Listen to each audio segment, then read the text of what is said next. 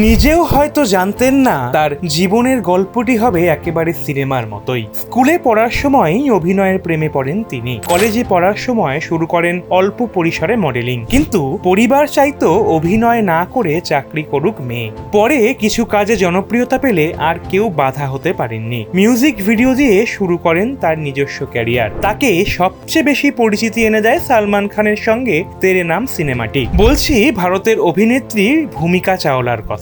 কিভাবে ক্যারিয়ার শুরু জানেন? তার জন্ম পাঞ্জাবি পরিবারে, পড়াশোনা করেছেন দিল্লিতে। ভূমিকার জন্ম 1978 সালের 21শে আগস্ট। তার পারিবারিক ডাকনাম রচনা।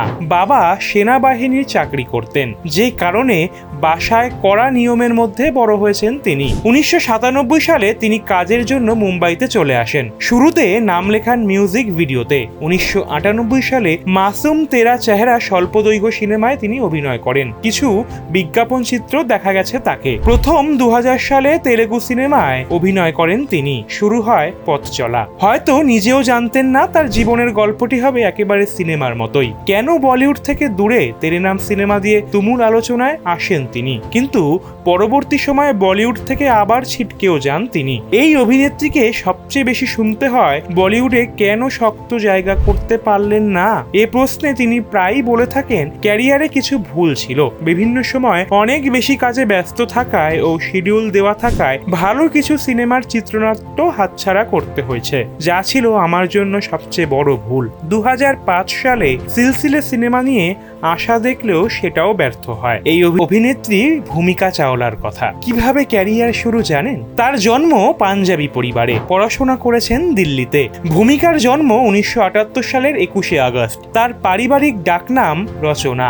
বাবা সেনাবাহিনীর চাকরি করতেন, যে কারণে বাসায় কড়া নিয়মের মধ্যে বড় হয়েছেন তিনি। 1997 সালে তিনি কাজের জন্য মুম্বাইতে চলে আসেন। শুরুতে নাম লেখান মিউজিক ভিডিওতে। 1998 সালে মাসুম তেরা চেহারা স্বল্পদৈর্ঘ্য সিনেমায় তিনি অভিনয় করেন। কিছু বিজ্ঞাপন চিত্র দেখা গেছে তাকে। প্রথম 2000 সালে তেলেগু সিনেমায় অভিনয় করেন তিনি। শুরু হয় পথ চলা। হয়তো নিজেও জানতেন না তার জীবনের গল্পটি হবে একেবারে সিনেমার মতোই। কেন বলিউড থেকে দূরে তেরে নাম সিনেমা দিয়ে তুমুল আলোচনায় আসেন তিনি, কিন্তু পরবর্তী সময়ে বলিউড থেকে আবার ছিটকেও যান তিনি। এই অভিনেত্রীকে সবচেয়ে বেশি শুনতে হয় বলিউডে কেন শক্ত জায়গা করতে পারলেন না।